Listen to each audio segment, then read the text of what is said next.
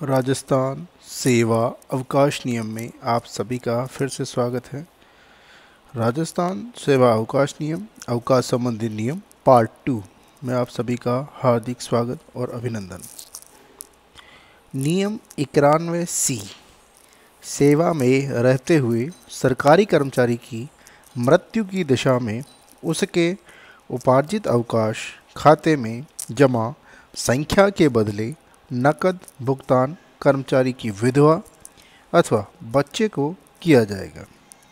एक बार फिर देखिए कि 91C नियम के तहत सेवा में रहते हुए सरकारी कर्मचारी की मृत्यु की दशा में उसके उपार्जित अवकाश खाते में जमा संख्या के बदले नकद भुगतान कर्मचारी की विधवा या बच्चों को किया जाएगा।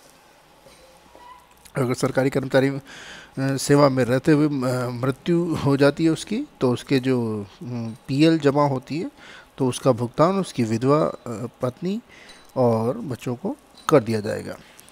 अगली चीज़ देखिए कि मृतक सरकारी कर्मचारी के संबंध में परिवार पेंशन स्वीकृत करने में सक्षम प्राधिकारी इस हेतु एक मुश्त राशि स्वीकृत करेगा। क्या है, एक बार फिर देखिए कि मृतक सरकारी कर्मचारी के संबंध में परिवार पेंशन स्वीकृत करने में सक्षम प्राधिकारी इस हेतु एक मुश्त राशि स्वीकृत करेगा। एक मुश्त राशि दी जाएगी उसको। अगला नियम क्या कहता है? नियम 92 क्या कहता है कि विश्रामकालीन विभागों के अधिकारियों पर लागू विशेष नियम। कौन से विभाग? विश्रामकालीन विभागों के अधिकारियों पर लागू विशेष नियम। नियम 92 का ए, उसका उपभाग 1 पहला, शिक्षण संस्थाओं में अध्यापन कार्य करने वाले अधिकारियों कर्मचारियों को एक कैलेंडर वर्ष में 15 दिन के उपार्जित अवकाश प्राप्त होंगे।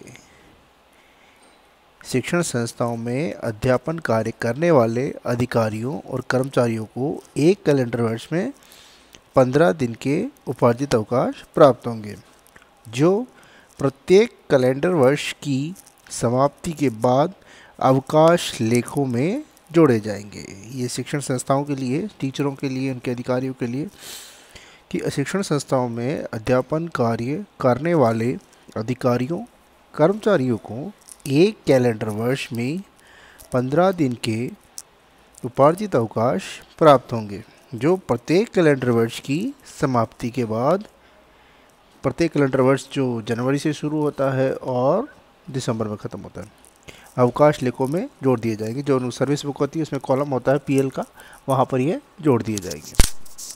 दूसरी चीज़ क्या है कि किसी कैलेंडर वर्ष में नियुक्त होने वाले या सेवानिवृत्त त्यागपत्र देने पर कर्मचारी को प्रत्येक पूर्ण मास की सेवा पर 1.25 यानी सवा दिन का उपार्जित अवकाश उसके खाते में जमा किया जाएगा। मतलब 1 महीने की सर्विस पूरी करने पर सवा पीएल उपार्जित अवकाश है वो काउंट कर दी जाती है, उसके सेवा जो खाता होता है अवकाश का सर्विस बुक में, उसमें ऐड कर दी जाती है। एक बार फिर देखिए कि किसी कैलेंडर वर्ष में नियुक्त होने वाले या सेवानिवृत्त त्यागपत्र देने पर कर्मचारी को प्रत्येक पूर्ण मास की सेवा पर सवा दिन का उपार्जित अवकाश उसके अवकाश खाते में जमा किया जाएगा। अगला नियम क्या कहता है? देखिए नियम 92B, ये क्या कहता है कि विश्रामकालीन विभाग में ही अध्यापन कार्य करने वाला एक कर्मचारी यदि किसी कैलेंडर वर्ष में विश्राम काल का उपभोग नहीं कर सके तो ऐसे अनुपयोजित विश्राम काल के एवज में 15 दिन के अनुपात में उपार्जित अवकाश देय होंगे। प्रत्येक 3 दिन के बदले 1 पीएल, एक कैलेंडर वर्ष में अधिकतम 15 दिन। एक बार फिर देखिए कि विश्रामकालीन विभाग में ही अध्यापन कार्य करने वाला एक कर्मचारी यदि किसी कैलेंडर वर्ष में विश्राम काल का उपभोग नहीं कर सके तो ऐसे अनुपयोजित विश्राम काल के एवज में 15 दिन के अनुपात में उपार्जित अवकाश देय होंगे। प्रत्येक 3 दिन के बदले 1 पीएल, एक कैलेंडर वर्ष में अधिकतम 15 दिन। जैसे हम गर्मियों की छुट्टियों, सर्दियों की छुट्टियों में अगर शिक्षक वर्ग कोई काम करता है, जैसे बीएलओ होते हैं, तो उनको 3 दिन के बदले 1 पीएल का भुगतान किया जाता है। उससे संबंधित ये खबर है, उससे संबंधित ये नियम है, सॉरी खबर नहीं, नियम है। अगला है 10 दिन के असाधारण अवकाश के बदले 1 पीएल काटी जाएगी और एक कैलेंडर वर्ष में अधिकतम 15 पीएल काटी जा सकेगी। ऐसा नियम है कि 10 दिन के असाधारण अवकाश के बदले 1 पीएल काटी जाती है और एक कैलेंडर वर्ष में अधिकतम 15 काटी जाएगी। 15 से अधिक नहीं काट सकते, है ना, अधिकतम 15 ही कटेगी असाधारण अवकाश की एवज में। अगला नियम देखिए क्या कहता है कि नियम 92C उसका पहला नियम देखिए क्या है कि दीवानी न्यायालय के एक अधिकारी या कर्मचारी को एक कैलेंडर वर्ष में 12 दिन का उपार्जित अवकाश देय होगा। जो कर्मचारी के उपार्जित अवकाश खाते में प्रत्येक कैलेंडर वर्ष की 1 जनवरी को 6 तथा 1 जुलाई को 6 की संख्या में अग्रिम जमा किया जाएगा। देखिए एक बार फिर देखिए कि नियम 92C उसका पहला क्या कहता है कि दीवानी न्यायालय के एक अधिकारी या कर्मचारी को एक कैलेंडर वर्ष में 12 दिन का उपार्जित अवकाश देय होगा। जो कर्मचारी के उपार्जित अवकाश खाते में प्रत्येक कैलेंडर वर्ष की 1 जनवरी को 6 तथा 1 जुलाई को 6 की संख्या में अग्रिम जमा किया जाएगा। अग्रिम बोले तो एडवांस में जमा कर दिया जाता है। ये नियम नंबर 92 का ही दूसरा भाग क्या कहता है, देखिए कि दीवानी न्यायालय के एक अधिकारी या कर्मचारी को प्रत्येक माह की पूर्ण सेवा पर नई नियुक्ति / सेवानिवृत्ति / त्यागपत्र 1 दिन का उपार्जित अवकाश देय होगा। क्योंकि इनको साल के 12 मिलते हैं तो 1 महीने की अगर इनकी नियुक्ति या 1 महीने की सर्विस करने पर इनको 1 पीएल दे दी जाती है, काउंट हो जाती है उनके खाते में। तीसरा नियम क्या कहता है, देखिए कि किसी कैलेंडर वर्ष की 6 माह में प्रत्येक 10 दिन के असाधारण अवकाश की एवज में 1 दिन का उपार्जित अवकाश उसके अवकाश खाते से कम कर दिया जाएगा, जिसकी 6 माह में अधिकतम सीमा 6 से अधिक नहीं होगी। कि 6 महीने में 6 से ज़्यादा नहीं काट सकते असाधारण अवकाश की एवज में। उधर शिक्षा विभाग में 15 थी है, क्योंकि 15 ही मिलती है, इसलिए यहाँ 6 महीनों में 6 ही मिलती है तो 6 ही वो कटेगी। अगर असाधारण अवकाश लेते हैं तो 10 दिन की एवज में 1 और अधिकतम 6 कटेगी।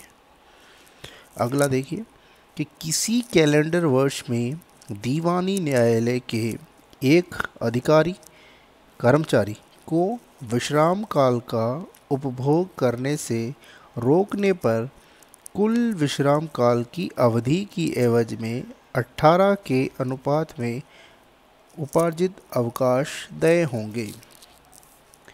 उधर 15 थे शिक्षा विभाग में और इधर 18 है कि किसी कैलेंडर वर्ष में दीवानी न्यायालय के एक अधिकारी कर्मचारी को विश्राम काल के, जब उनकी छुट्टियां होती हैं, जैसे कोर्ट में छुट्टियां होती हैं उसके लिए है, कर्मचारी को विश्राम काल का उपभोग करने से रोकने पर कुल विश्राम काल की अवधि के एवज में 18 के अनुपात में उपार्जित अवकाश देय होंगे, तो उनको 18 के एवज में मिलेंगे। नियम 92D क्या कहता है, देखिए नियम 92D कि विश्राम काल का उपभोग किसी भी प्रकार के अन्य अवकाशों के साथ तथा उसकी निरंतरता में किया जा सकता है। एक बार फिर देखिए कि विश्राम काल का उपभोग किसी भी प्रकार के अन्य अवकाशों के साथ तथा उसकी निरंतरता में किया जा सकता है। नियम 93 का पहला ये क्या कहता है, देखिए कि अर्ध वेतन अवकाश एवं अवकाशों की देयता। अर्धवेतन अवकाश और अवकाशों की देयता किस प्रकार है, क्या होता है, देखिए कि राज्य कर्मचारी को प्रत्येक पूर्ण वर्ष की सेवा पर 20 दिन का अर्धवेतन अवकाश अर्जित होगा। राज्य कर्मचारी को प्रत्येक पूर्ण वर्ष की सेवा पर 20 दिन का अर्धवेतन अवकाश अर्जित होगा। अब बी क्या कहता है, 93 का बी, कि देय अर्धवेतन अवकाश चिकित्सा प्रमाण पत्र तथा निजी कारणों के आधार पर स्वीकृत किया जा सकता है। वो मेडिकल बनाने पर, कि देय अर्धवेतन अवकाश चिकित्सा प्रमाण पत्र तथा निजी कारणों के आधार पर स्वीकृत किया जा सकता है। अगला नियम क्या कहता है, देखिए नियम 93 इसका दूसरा भाग, रूपांतरित अवकाशों की देयता के रूपांतरित अवकाशों को किस प्रकार दिए जाते हैं, ये आता है 93 के दूसरे भाग में।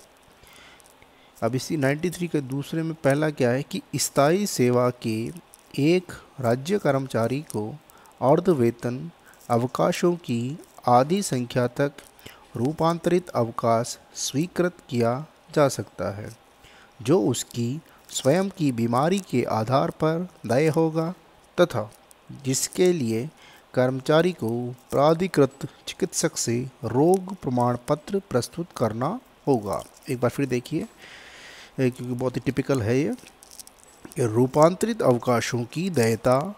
अब इसमें पहला है कि स्थायी सेवा के एक राज्य कर्मचारी को अर्धवेतन अवकाशों की आधी संख्या तक अर्धवेतन अवकाशों की आधी संख्या तक रूपांतरित अवकाश स्वीकृत किया जा सकता है, जो उसकी स्वयं की बीमारी के आधार पर देय होगा तथा जिसके लिए कर्मचारी को प्राधिकृत चिकित्सक से रोग प्रमाण पत्र प्रस्तुत करना होगा।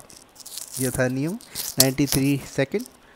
अगला देखिए कि जब किसी कर्मचारी को रूपांतरित अवकाश स्वीकार किया जाए तो उसकी एवज में दुगनी संख्या में अर्धवेतन अवकाश लेखों से घटा दिए जाएंगे। एक बार देखिए क्या कहता है ये नियम, कि जब किसी कर्मचारी को रूपांतरित अवकाश स्वीकार किए जाएं तो उसकी एवज में दुगनी संख्या में अर्धवेतन अवकाश लेखों से घटा दिए जाएंगे। ये नियम 93 सेकंड के पहले भाग में ही है।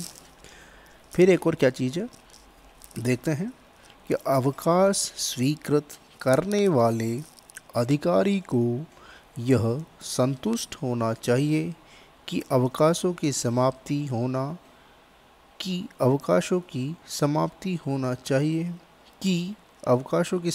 पर कर्मचारी के सेवा पर वापस आने की पूर्ण संभावनाएं हैं। एक बार फिर देखिए कि अवकाश स्वीकृत करने वाले अधिकारी को यह संतुष्ट होना चाहिए कि अवकाशों की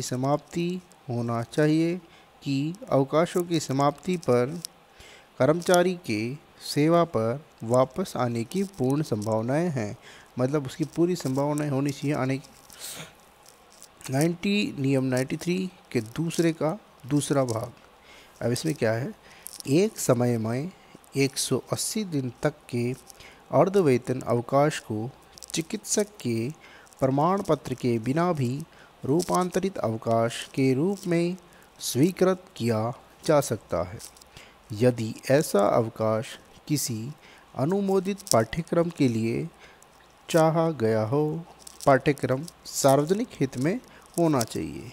एक बार फिर देखते हैं कि एक समय में 180 दिन तक के अर्धवेतन अवकाश को चिकित्सक के प्रमाण पत्र के बिना भी रूपांतरित अवकाश के रूप में स्वीकृत किया जा सकता है, यदि ऐसा अवकाश किसी अनुमोदित पाठ्यक्रम के लिए चाहा गया हो।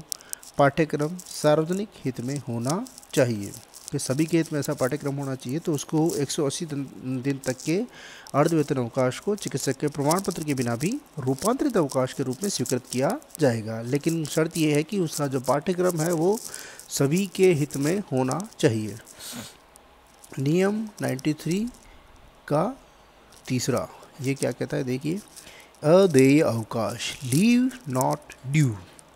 नियम 93 का तीसरा, अदेय अवकाश, लीव नॉट ड्यू। अदेय अवकाश स्थायी सेवा के राज्य कर्मचारी को निम्नांकित शर्तों पर स्वीकृत किया जा सकता है। अदेय अवकाश स्थायी सेवा के राज्य कर्मचारी को निम्नांकित शर्तों पर स्वीकृत किया जा सकता है। देखिए पहली शर्त क्या है कि अवकाश स्वीकृत करने वाला प्राधिकारी इस बात से संतुष्ट हो कि कर्मचारी अदेय अवकाशों की अवधि की समाप्ति के बाद पुनः सेवा पर उपस्थित होगा। पहली शर्त क्या है देखिए कि अवकाश स्वीकृत करने वाला प्राधिकारी इस बात से संतुष्ट हो कि कर्मचारी अदेय अवकाशों की अवधि की समाप्ति के बाद पुनः सेवा पर उपस्थित होगा। दूसरा क्या है देखिए, नियम 93 तीसरे के बी में क्या है कि अदेय अवकाशों की संख्या उस अनुमानित संख्या से अधिक नहीं होगी जो कर्मचारी अपनी शेष सेवा में अर्धवेतन अवकाश अर्जित कर सके। अदेय अवकाशों की संख्या उस अनुमानित संख्या से अधिक नहीं होगी जो कर्मचारी अपनी शेष सेवा में अर्धवेतन अवकाश अर्जित कर सके। तीसरा है सी कि संपूर्ण सेवा काल में 360 दिन से अधिक का अवकाश नहीं दिया जाएगा। एक समय में यह 90 दिन से अधिक नहीं होगा। चिकित्सा प्रमाण पत्र के आधार पर यह अवधि 180 दिन तक हो सकेगी कि संपूर्ण सेवा काल में 360 दिन से अधिक का अवकाश नहीं दिया जाएगा। लगभग वही 1 साल है, 360 दिन 1 साल। एक समय में यह 90 दिन से अधिक नहीं होगा। चिकित्सा प्रमाण पत्र के आधार पर यह अवधि 180 तक हो सकेगी। अब इसी का डी क्या कहता है देखिए कि अर्धवेतन अवकाश स्वीकृत किए जाने पर वह कर्मचारी के अर्धवेतन अवकाशों के खाते में से घटाया जाएगा तथा उसका समायोजन कर्मचारी द्वारा भविष्य में अर्जित अर्धवेतन अवकाशों से किया जाएगा। अगला नियम क्या कहता है देखिए, नियम 93 का चौथा, एक अस्थायी राज्य कर्मचारी को 3 वर्ष की सेवा अवधि पूर्ण करने पर रूपांतरित अवकाश स्वीकार किए जा सकेंगे। एक अस्थायी राज्य कर्मचारी को 3 वर्ष की सेवा अवधि पूर्ण करने पर रूपांतरित अवकाश स्वीकार किए जा सकेंगे। ये नियम था 93 का चौथा।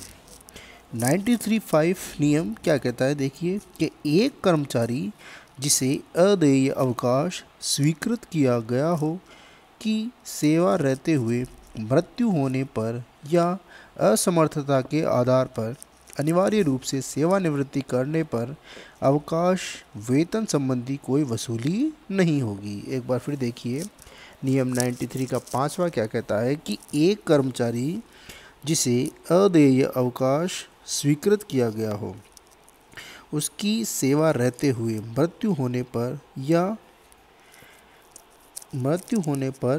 असमर्थता के आधार पर या अनिवार्य रूप से सेवानिवृत्ति करने पर अवकाश वेतन संबंधी कोई वसूली नहीं होगी। अब इसी में देखिए क्या है कि त्यागपत्र देने, स्वेच्छा से सेवानिवृत्ति, सेवा से निष्कासित या बर्खास्त करने के मामले में अवकाश वेतन की वसूली होगी। अगर ये कंडीशन होती है कौन सी देखिए, त्यागपत्र देने, स्वेच्छा से सेवानिवृत्ति, सेवा से निष्कासित या बर्खास्त करने के मामले में अवकाश वेतन की वसूली होगी। अगला है नियम 93 का ए, पुलिस अधीनस्थ सेवा के सदस्यों में से किसी के क्षय रोग से पीड़ित होने पर, क्षय यानी वही टीबी जिसे कहते हैं अपन, क्षय, पुलिस अधीनस्थ सेवा के सदस्यों में से किसी के क्षय रोग से पीड़ित होने क्षय रोग से ही पीड़ित होने पर सेवा नियम 91 व 93 के अंतर्गत देय व बकाया अवकाशों का पूर्ण उपभोग बकाया अवकाशों का पूर्ण उपभोग होने पर संपूर्ण सेवा अवधि में 6 माह की अवधि तक का विशेष चिकित्सा अवकाश देय होगा। एक बार फिर देखिए, नियम 93A क्या कहता है कि पुलिस अधीनस्थ सेवा के सदस्यों में से किसी के क्षय रोग से ही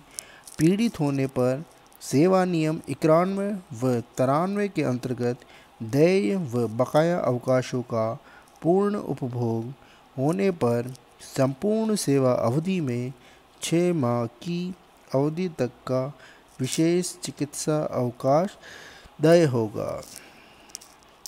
नियम 94, नियम 94 क्या कहता है देखिए, सेवा समाप्ति या जिसे टर्मिनल लिख रखा है, अवकाशों की देयता, ये किस प्रकार से क्या होगा 94 में, आइए देखते हैं कि एक अस्थायी राज्य कर्मचारी जिसकी सेवाएं संस्थापन में कटौती, पद में कटौती या समाप्ति के कारण उसके अधिवार्षिकी आयु के होने से पूर्व समाप्त करने की स्थिति में कर्मचारी के अवकाश खाते में जमा उपार्जित अवकाश जो कि 300 होते हैं, अधिकतम 300 सेवा समाप्ति अवकाश के रूप में स्वीकृत किया जा सकता है। एक बार फिर देखते हैं क्या कहता है नियम, ये नियम 94 कि एक अस्थाई, स्थायी नहीं अस्थाई, एक अस्थाई राज्य कर्मचारी जिसकी सेवाएं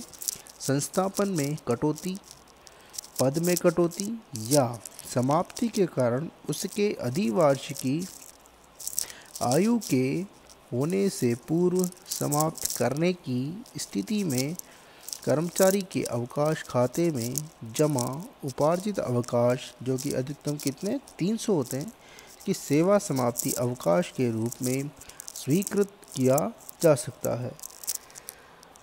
दूसरा है अस्थायी राज्य कर्मचारी द्वारा अपने स्वयं के विवेक पर त्यागपत्र देने की स्थिति तथा जमा उपार्जित अवकाशों के आधे अवकाश जो कि है अधिकतम 150 या 150 जिसे हम बोलते हैं, सेवा समाप्ति अवकाश के रूप में स्वीकृत किया जा सकते हैं, स्वीकृत किए जा सकते हैं। एक बार फिर देखिए कि अस्थायी राज्य कर्मचारी द्वारा अपने स्वयं के विवेक पर त्यागपत्र देने की स्थिति में जमा उपार्जित अवकाशों के आधे अवकाश जो कि अधिकतम 300 है, अधिकतम 150, अधिकतम 150 सेवा समाप्ति अवकाश के रूप में स्वीकृत किए जा सकते हैं। नियम 94 का तीसरा क्या कहता है देखिए कि कर्मचारी जिसको सेवा से बर्खास्त या निष्कासित किया गया हो या अस्थायी राज्य कर्मचारी जिसकी सेवाएं राष्ट्र विरोधी गतिविधियों में भाग लेने के कारण समाप्त की जाती है कि सेवा समाप्ति अवकाश स्वीकार्य नहीं है। एक बार फिर देखिए क्या है ये तीसरा नियम 94 का कि कर्मचारी जिसको सेवा से बर्खास्त या निष्कासित किया गया हो या अस्थायी राज्य कर्मचारी जिसकी सेवाएं राष्ट्र विरोधी गतिविधियों में भाग लेने के कारण समाप्त की जाती हैं को सेवा समाप्ति अवकाश स्वीकार्य नहीं होंगे। इस बात का ध्यान रखें। नियम 94 का ए क्या कहता है कि नियम 94 उसका ए यह है कि विश्राम काल को कर्तव्य के रूप में गिना जाता है न कि अवकाश के रूप में। ये कहता है कि विश्राम काल को कर्तव्य के रूप में गिना जाता है न कि अवकाश के रूप में। नियम 95 नियम 95 क्या कहता है, देखिए नियम 95 कहता है कि सेवा में व्यवधान के बिना स्थायी रूप से नियुक्त अस्थायी कर्मचारी को अवकाश एक राज्य कर्मचारी जो अस्थायी सेवा में हो, जब सेवा में व्यवधान के बिना ही यदि किसी स्थायी पद पर स्थायी रूप से नियुक्त किया जाता है तो उसको पूर्व की सेवा में अर्जित अवकाश जो उसके खाते में जमा है एवं उसके प्रारंभ से ही स्थायी सेवा में होने पर जो अवकाश जमा होने चाहिए के अंतर को अवकाश खाते में जमा किया जाएगा। ये था नियम 95। अब देखिए नियम 96। नियम 96 में क्या है, असाधारण अवकाश। नियम 96 का ए, विशेष परिस्थितियों में जब नियमों के अंतर्गत देय अवकाश बकाया नहीं हो या कर्मचारी द्वारा लिखित में असाधारण अवकाश हेतु आवेदन करने पर असाधारण अवकाश स्वीकृत किया जा सकता है। देखिए 96 ए क्या कहता है कि विशेष परिस्थितियों में जब नियमों के अंतर्गत देय अवकाश बकाया नहीं हो या कर्मचारी द्वारा लिखित में असाधारण अवकाश हेतु आवेदन करने पर असाधारण अवकाश स्वीकृत किया जा सकता है। नियम 96 बी 96 बी क्या कहता है, देखिए कि स्थायी सेवा में नियुक्त कर्मचारियों के मामले को छोड़कर असाधारण अवकाश एक समय में 3 माह, एक समय में 3 महीने के लिए, और वो भी किस रोग के लिए, देखिए क्षय रोग, तपेदिक, सर्जन से उपचार 18 माह से अधिक नहीं होगा। इन 3 मामलों में 18 माह से अधिक ये नहीं होगा। एक बार फिर देखिए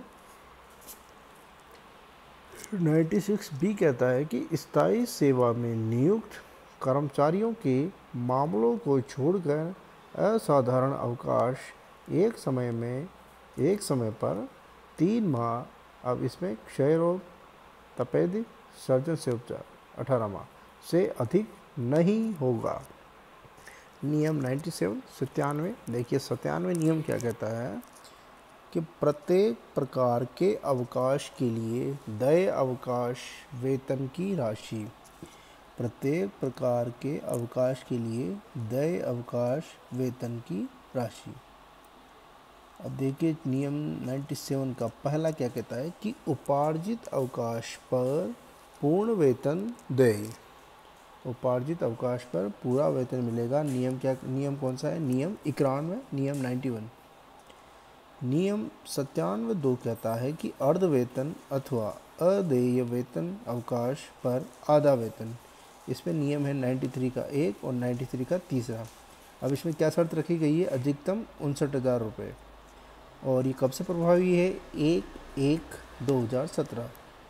एक बार फिर देखिए नियम 97(1) उपार्जित अवकाश पर पूर्ण वेतन देय, ये नियम 91 के तहत। नियम 97 कहता है कि इस नियम 97(2) के अर्ध वेतन अथवा अदेय वेतन अवकाश पर आधा वेतन। नियम है इसमें 93 का पहला और 93 का 3। अधिकतम है 59,000 रुपये, और ये है 1/1/2017 से प्रभावी, 1 जनवरी 2017 से प्रभावी। नियम 97(3) क्या कहता है कि रूपांतरित अवकाश पर पूर्ण वेतन देय, इसमें लगता है नियम 93 का 2। 97(3) कहता है कि रूपांतरित अवकाश पर पूर्ण वेतन देय, नियम लगेगा 93 का 2। अब है नियम 97 का 4, असाधारण अवकाश पर किसी प्रकार का वेतन देय नहीं, असाधारण अवकाश पर किसी प्रकार का वेतन देय नहीं। नियम है 96, नियम 96, नियम 96। नियम 99 कहता है कि विशेष असमर्थता अवकाश। नियम 99 ध्यान रखें, विशेष असमर्थता अवकाश। अब ये नियम क्या है, देखिए इसमें पहली चीज़ है कि सरकार ऐसे कर्मचारी को विशेष असमर्थता अवकाश स्वीकृत कर सकती है जिसे कर्तव्यों का पालन करते हुए कोई चोट लगी हो या चोट पहुंचाई गई हो तथा जिसके कारण वह असमर्थ हो गया हो। देखिए फिर क्या है नियम 99 के बाद फिर देखिए कि विशेष असमर्थता अवकाश, सरकार ऐसे कर्मचारी को विशेष असमर्थता अवकाश स्वीकृत कर सकती है जिसे कर्तव्यों का पालन करते हुए कोई चोट लगी हो या चोट पहुंचाई गई हो तथा जिसके कारण वह असमर्थ हो गया हो। अब नियम 99 का दूसरा क्या कहता है कि इस हेतु प्रार्थना पत्र घटना की तिथि से 3 माह के भीतर प्रस्तुत करना होगा। नियम 99 का सेकंड कहता है कि इस हेतु प्रार्थना पत्र घटना की तिथि से 3 माह के भीतर प्रस्तुत करना होगा, जब ये विशेष असमर्थता अवकाश है वो स्वीकृत होगा।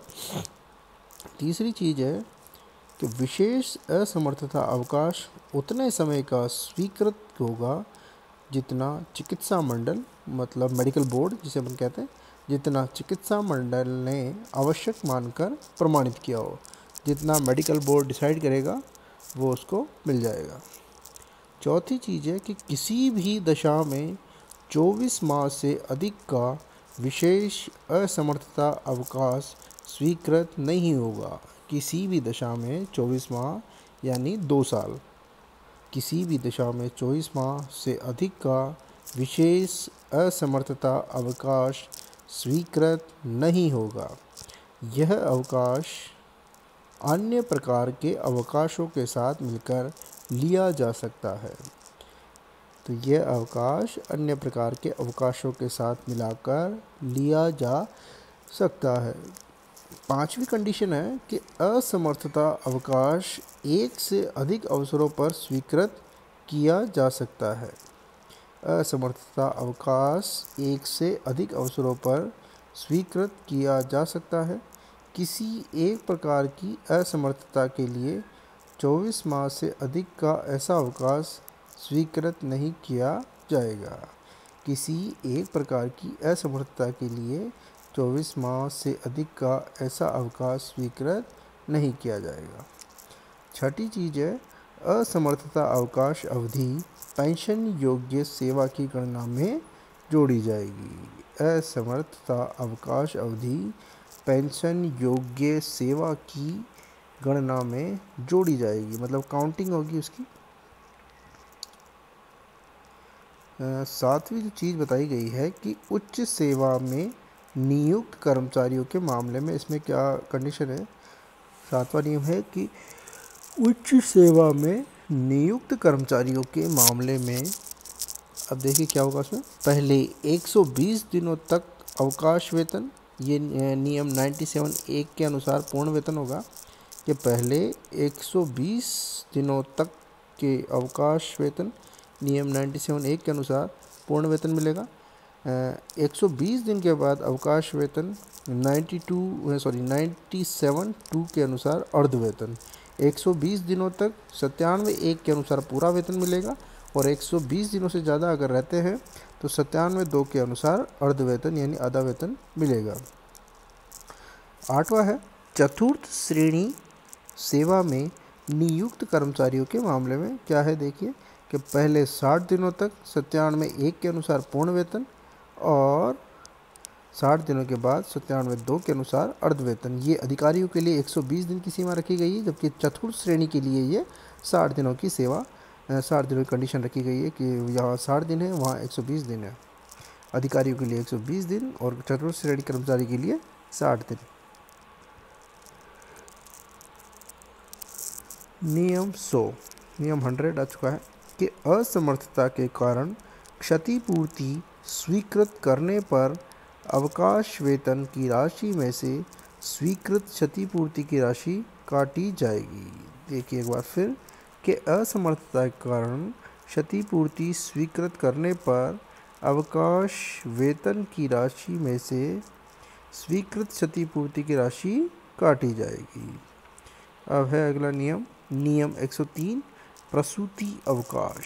नियम नंबर 103 में आता है प्रसूति अवकाश। ये ध्यान रखें कि दो या दो से कम जीवित संतान होने पर एक महिला राज्य कर्मचारी को अवकाश प्रारंभ होने की तिथि से 180 दिन तक का, क्या है ये नियम 103, कि दो या दो से कम जीवित, दो बच्चों तक है, जीवित संतान होने पर एक महिला राज्य कर्मचारी को अवकाश प्रारंभ होने की तिथि से 180 दिन तक का। ये नियम कब से लागू हुआ है? 11/10/2008, यानी 11 अक्टूबर 2008 से प्रभावी है ये, कि प्रसूति अवकाश स्वीकृत किया जा सकेगा। 11 अक्टूबर 2008 से प्रभावी है। यह अवकाश 2 बार प्राप्त करने के बाद भी कोई संतान जीवित नहीं रहे तो प्रसूति अवकाश एक बार और स्वीकृत किया जा सकेगा। ये ध्यान रहे कि यह अवकाश 2 बार प्राप्त करने के बाद भी कोई संतान जीवित नहीं रहे तो प्रसूति अवकाश एक बार और स्वीकृत किया जा सकेगा। अवकाश अवधि में वेतन नियम 97(1) के अनुसार पूर्ण वेतन पर अवकाश देय होगा। यह अवकाश सेवा पुस्तिका में पृथक से इंदराज होगा, अलग से इसकी एंट्री की जाती है सर्विस बुक में। अब देखिए आगे क्या कंडीशन है कि 2 से कम जीवित संतानों वाली महिला कर्मचारियों को गर्भस्राव सहित गर्भपात के मामले में संपूर्ण सेवा काल में कुल 6 सप्ताह का एक बार या 2 बार अवकाश देय होगा। देखिए क्या है कि 2 से कम जीवित संतानों वाली महिला कर्मचारी को गर्भस्राव सहित गर्भपात के मामले में संपूर्ण सेवा काल में कुल 6 सप्ताह का, ध्यान रखिए लगभग 1.5 महीना हो जाते हैं 6 सप्ताह, तो 6 सप्ताह का एक बार या 2 बार अवकाश देय होगा। संविदा पर कार्यरत महिला कार्मिकों को 180 दिन का प्रसूति अवकाश वित्त विभाग की अनुमति से स्वीकृत होगा। जो संविदा पर लगे हुए हैं महिला कार्मिक, उनको ये वित्त विभाग की स्वीकृति के बाद ये प्रसूति अवकाश दिया जाता है। और विभागों में जो अपना विभाग अध्यक्ष होता है वही ये अवकाश स्वीकृत कर देता है। नियम 103(1), नियम 103(a) पितृत्व अवकाश।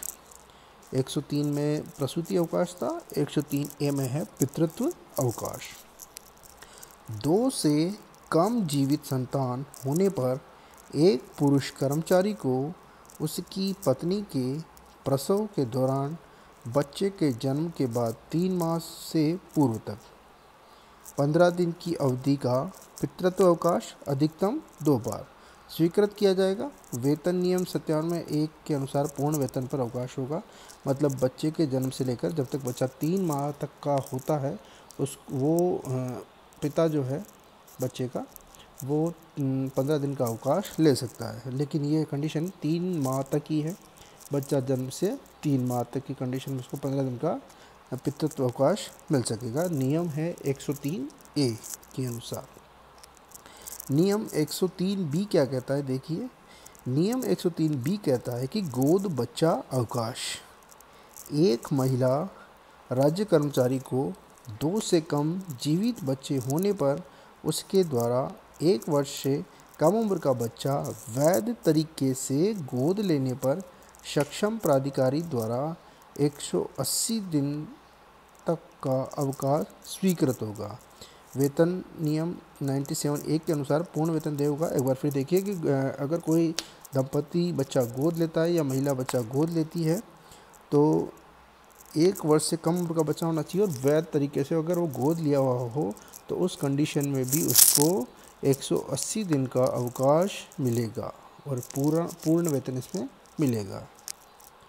अब है 103(c), ये बिल्कुल लेटेस्ट वाला है। नियम 103(c) बच्चा देखभाल अवकाश, जिसे अपन CCL कहते हैं, चाइल्ड केयर लीव। ये हुआ है 22 मई 2018 से प्रभावी।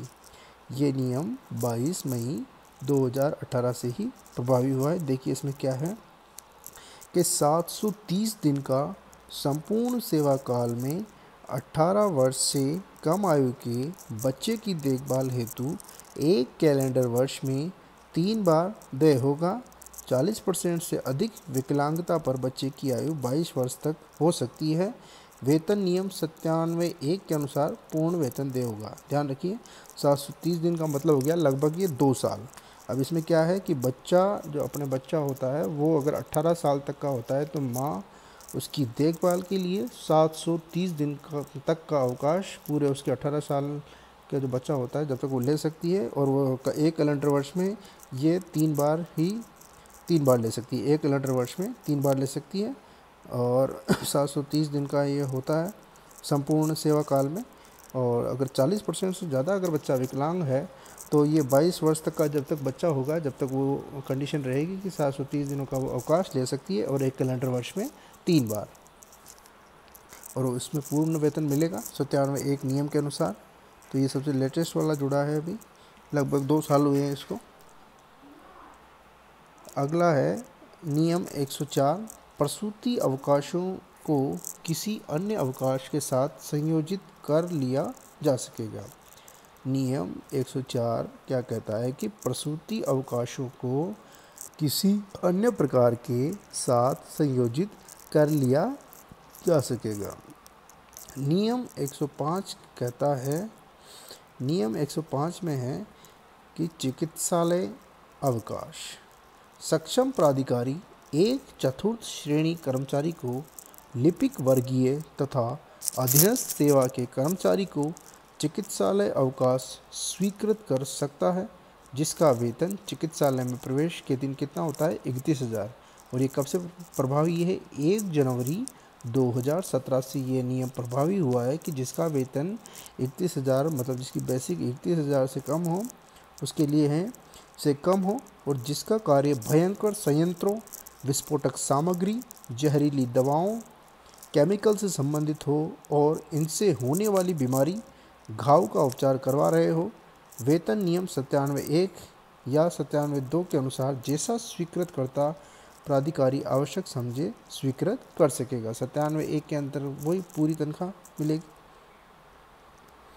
एक बार फिर देखिए ये, क्योंकि चतुर्थ श्रेणी के लिए है, छोटे वर्ग के कर्मचारी के लिए, कि नियम 105 चिकित्सालय अवकाश सक्षम प्राधिकारी 1/4 श्रेणी कर्मचारी को लिपिक वर्गीय तथा अधीनस्थ सेवा के कर्मचारी को चिकित्सालय अवकाश स्वीकृत कर सकता है, जिसका वेतन चिकित्सालय के समय के दिन चिकित्सालय में प्रवेश के दिन 31,000 रुपये, और ये नियम कब से प्रभावी है? 1 जनवरी 2017 से कम हो, एवं जिसका कार्य भयंकर संयंत्रों, विस्फोटक सामग्री, जहरीली दवाओं, केमिकल से संबंधित हो और इनसे होने वाली बीमारी, घाव का उपचार करवा रहे हो। वेतन नियम 97(1) के अनुसार या 97(2) के अनुसार जैसा स्वीकृत करता अधिकारी आवश्यक समझे वो स्वीकृत कर सकेगा।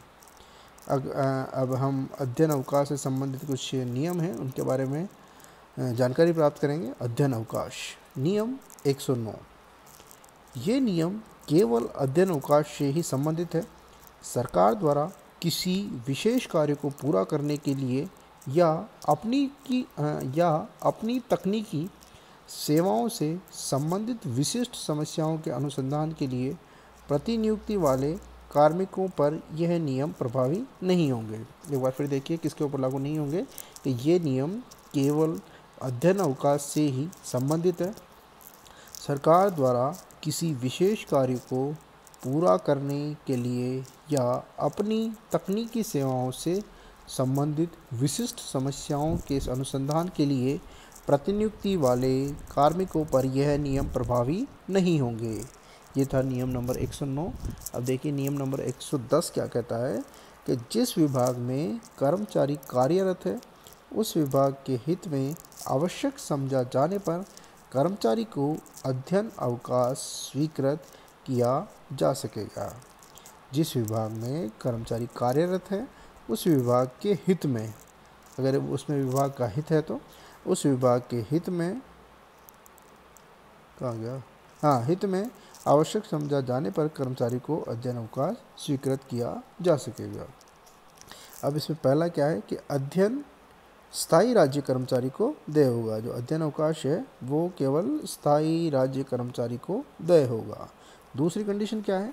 ऐसा अस्थायी राज्य कर्मचारी जिसकी नियुक्ति आरपीएससी के माध्यम से या संविधान के अनुच्छेद 309 के अधीन नियमों के अनुसार हुई हो, उसको 3 वर्ष की सेवा पूर्ण करने पर अध्ययन अवकाश स्वीकृत किया जा सकता है। जिसकी नियुक्ति आरपीएससी के अधीन हुई हो और 3 वर्ष की सेवा काल उसने पूरा कर लिया हो, उसको ये अध्ययन अवकाश स्वीकृत किया जा सकता है। तीसरी कंडीशन क्या है? तीसरी चीज़ क्या है कि ऐसे अस्थायी राज्य कर्मचारी जिन्होंने 3 वर्ष की सेवा पूर्ण कर ली हो किंतु श्रेणी 1 व 2 में नहीं आते हो, उनको अधिकतम 2 वर्ष का असाधारण अवकाश उच्च अध्ययन हेतु स्वीकृत किया जा सकता है। कि ऐसे अस्थायी राज्य कर्मचारी जिन्होंने 3 वर्ष की सेवा पूर्ण कर ली हो किंतु श्रेणी 1 व 2 में नहीं आते हो, उनको अधिकतम 2 वर्ष का असाधारण अवकाश उच्च अध्ययन हेतु स्वीकृत किया जा सकता है।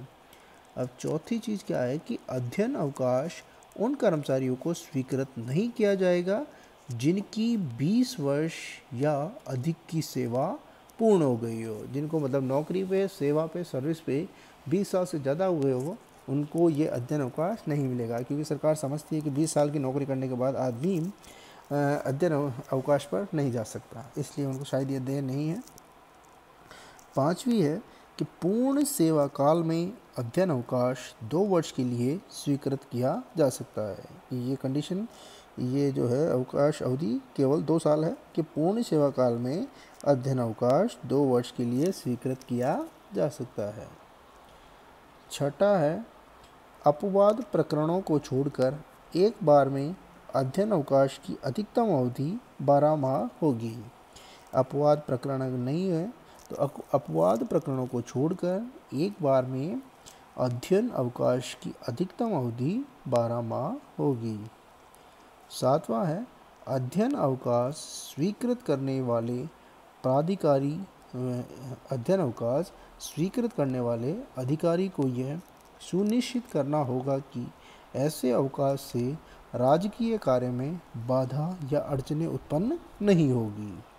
अध्ययन अवकाश स्वीकृत करने वाले अधिकारी को यह सुनिश्चित करना होगा कि ऐसे अवकाश से राजकीय कार्य में बाधा या अड़चनें उत्पन्न नहीं होगी, कि उस कर्मचारी से जाने से कोई काम ठप नहीं होना चाहिए, रुकना नहीं चाहिए, उस हिसाब से यह है। नियम 112 क्या कहता है? देखिए नियम 112 है कि अध्ययन अवकाश स्वीकृत करने की शर्तें। अब इसमें क्या कंडीशन रखी गई है? देखिए नियम 112(1) के पहले के अनुसार क्या है कि अवकाश स्वीकृत करने वाले सक्षम प्राधिकारी को यह प्रमाणित करना होगा कि कर्मचारी को अध्ययन अवकाश स्वीकृत करना उस विभाग के कार्यों के हित में होगा जिस पद या विभाग में वह कर्मचारी है। किसी अधिकारी कर्मचारी को ऐसा अवकाश बार बार स्वीकृत नहीं किया जाए कि उस कर्मचारी का अपने नियमित कार्यों से संपर्क टूट जावे अथवा उसकी अनुपस्थिति से प्रशासनिक कठिनाइयाँ उत्पन्न हो। एक अवसर पर अध्ययन अवकाश की अधिकतम अवधि 12 माह मानी जानी चाहिए।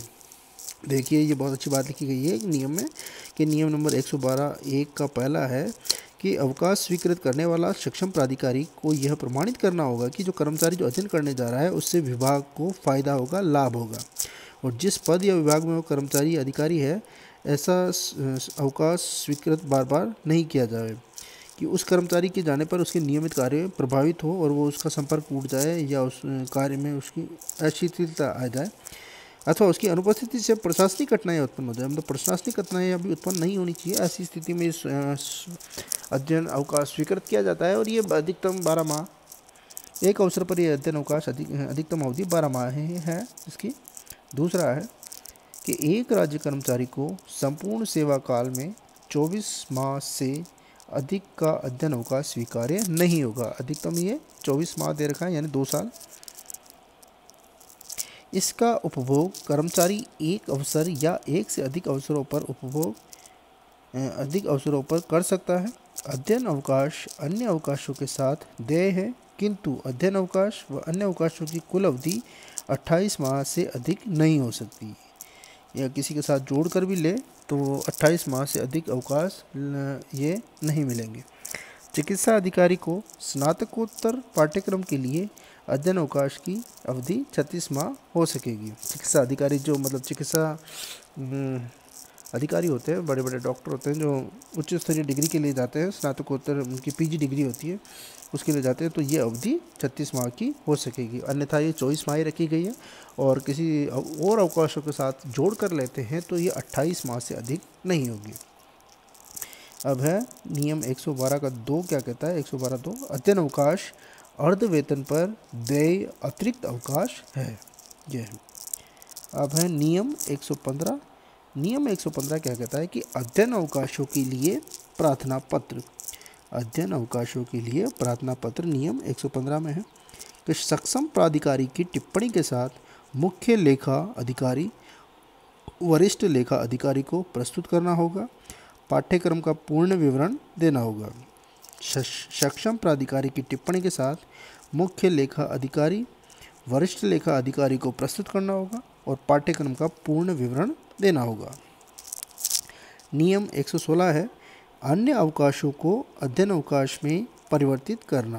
अन्य जो अवकाश होते हैं उनको अध्ययन अवकाश में कैसे परिवर्तित करेंगे, देखिए कि एक राज्य कर्मचारी जो यूरोप या अमेरिका में अन्य प्रकार के अवकाश का उपभोग कर रहा हो एवं ऐसे अवकाश काल में किसी पाठ्यक्रम को पूर्ण करना चाहता हो तो अध्ययन पाठ्यक्रम की संपूर्ण रूपरेखा प्रस्तुत करनी होगी।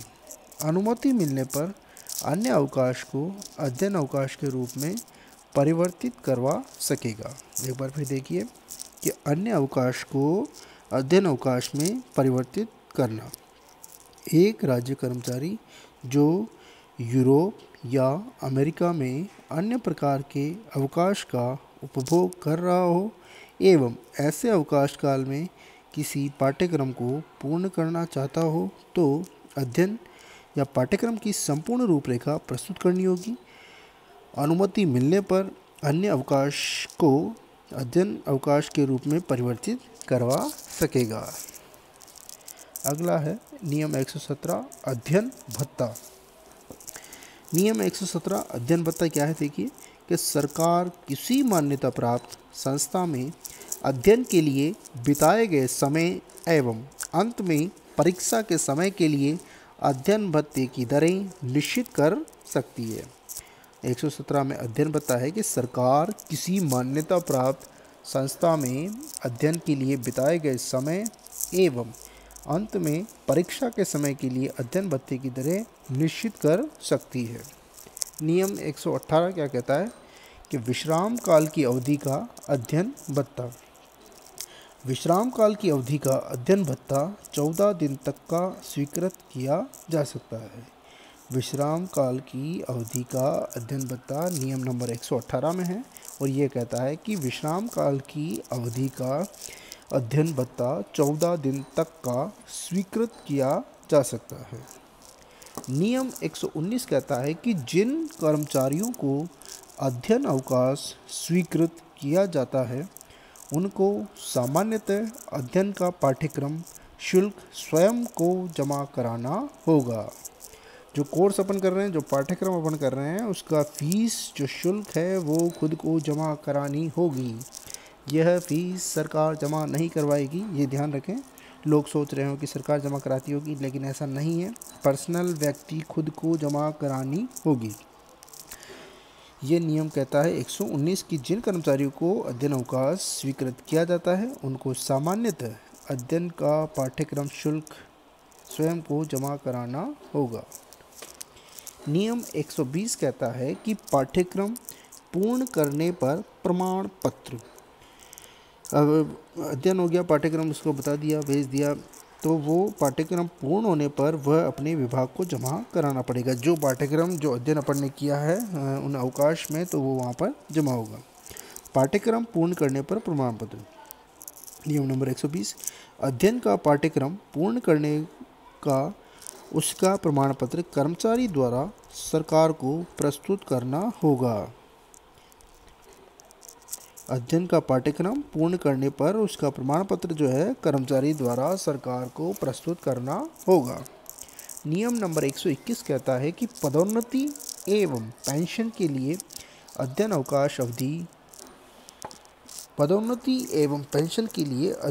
अवकाश अवधि सेवा अवधि समझी जाएगी। पदोन्नति में और पेंशन में जब होती है तो इस अवधि को भी काउंट कर लिया जाता है, न कि इसको नज़रअंदाज किया जाएगा, ये काउंट कर ली जाएगी पेंशन के मामले में और पदोन्नति के मामले में, प्रमोशन के मामले में। अब है बंद पत्र। बंद पत्र जो बॉन्ड होते हैं एक तरह के, देखिए क्या है नियम 121A, इसमें है बंद पत्र की अवधि। जो बॉन्ड होता है उसकी अवधि क्या है, देखिए राजस्थान सेवा नियमों के अंतर्गत स्वीकार्य अध्ययन अवकाश का उपभोग जो कर्मचारी प्रशिक्षण के लिए ही करते हैं, उन्हें प्रशिक्षण पर जाने से पूर्व राज्य सेवा में पुनः आकर सेवा करने का एक बंद पत्र भरना होगा।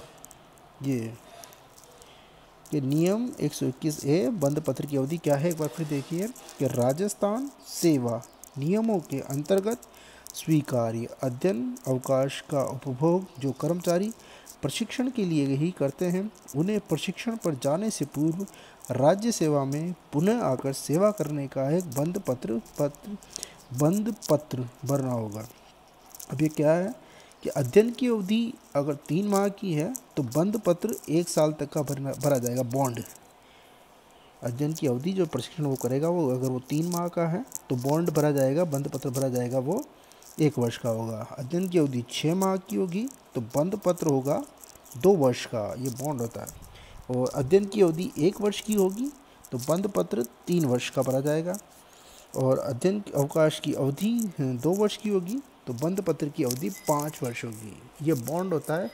ये मान लीजिए एक तरह से कि बॉन्ड भरवाया जाता है सरकार द्वारा कि आप ये जो अध्ययन के लिए जा रहे हो सकता है इसको अध्ययन को करने के बाद आप नौकरी छोड़ के चल जाओ, तो उस हिसाब से ये बॉन्ड भरवाए जाते हैं कि आपको वापस आकर इतने टाइम का नौकरी करनी पड़ेगी। 3 माह का ट्रेनिंग है तो 1 साल की नौकरी, 6 माह की है तो 2 वर्ष की, 1 वर्ष तक का जो ट्रेनिंग है अध्ययन अवकाश है तो 3 वर्ष तक का बॉन्ड होगा, मतलब 3 वर्ष तक नौकरी करनी पड़ेगी। और 2 वर्ष के अध्ययन अवकाश होता है तो 5 वर्ष तक का ये बॉन्ड, ऐसा इस प्रकार से बॉन्ड होता है क्योंकि सरकार अपने ऊपर खर्चा कर चुकी होती है, उस हिसाब से ये करना पड़ता है।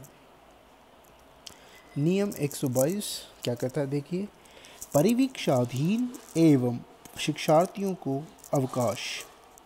नियम 122 एक परिवीक्षाधीन को स्थायी पद धारण करने वाले स्थायी कर्मचारी के समान अवकाश देय होगा। नियम नंबर 122A का पहला कहता है कि प्रोबेशनर प्रशिक्षणार्थी परिवीक्षा की अवधि के दौरान कोई अवकाश अर्जित नहीं करेगा। देखिए नियम 122A का पहला कहता है कि प्रोबेशनर प्रशिक्षणार्थी परिवीक्षा की अवधि के दौरान कोई अवकाश अर्जित नहीं करेगा। महिला प्रोबेशनर प्रशिक्षणार्थी को नियम 103 व 104 के अनुसार प्रसूति अवकाश स्वीकृत किया जा सकेगा। दूसरा है पुरुष प्रोबेशनर प्रशिक्षणार्थी को नियम 103(1) के अनुसार पितृत्व अवकाश स्वीकृत किया जाएगा। ये कंडीशन उसमें भी है, मतलब प्रोबेशनल पीरियड में कोई रहता है तो मातृत्व अवकाश पितृत्व अवकाश ये मिलेंगे उनको, इसमें रोक नहीं है। और बाकी अब 15 CL कर दी गई है प्रोबेशनर्स के लिए भी, पहले 12 थी अब 15 कर दी गई है। और उनके अतिरिक्त ये मातृत्व अवकाश और पितृत्व अवकाश मिलते हैं प्रोबेशनर ट्रेनीज़ को। ये था 122 नियम। नियम नंबर 123 है नियम नंबर 123 के शिक्षार्थियों को अवकाश। एक शिक्षार्थी को अवकाश चिकित्सा प्रमाण पत्र के आधार पर अथवा असाधारण अवकाश उन्हीं शर्तों पर स्वीकृत किया जा सकेगा जो अस्थायी राज्य कर्मचारी पर लागू होती है।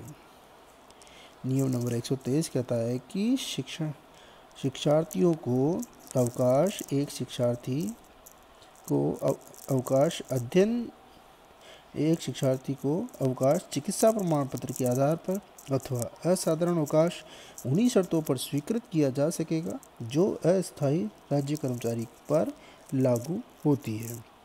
अब है अंशकालीन सेवारत कर्मचारियों द्वारा उपार्जित अवकाश का अर्जन। नियम 124 शिक्षण संस्थाओं में अंशकालीन प्राध्यापकों एवं विधि अधिकारियों को जो वेतन की निश्चित दर पर पद धारण किए हुए हैं किंतु जो पूर्ण समय के लिए राज्य सेवा में नहीं हो को अवकाश निम्न प्रकार स्वीकृत होगा। एक बार फिर देखिए, नियम 124 क्या कहता है कि शिक्षण संस्थाओं में अंशकालीन प्राध्यापकों एवं विधि अधिकारियों को जो वेतन की निश्चित दर पर पद धारण किए हुए हैं किंतु जो पूर्ण समय के लिए राज्य सेवा में नहीं हो को अवकाश निम्न प्रकार स्वीकृत होगा। पर ए है विश्राम काल में उन्हें पूर्ण वेतन पर अवकाश देय होगा। बी है 6 वर्ष की सेवा के बाद उसे 3 माह का अर्ध वेतन अवकाश प्राप्त होगा।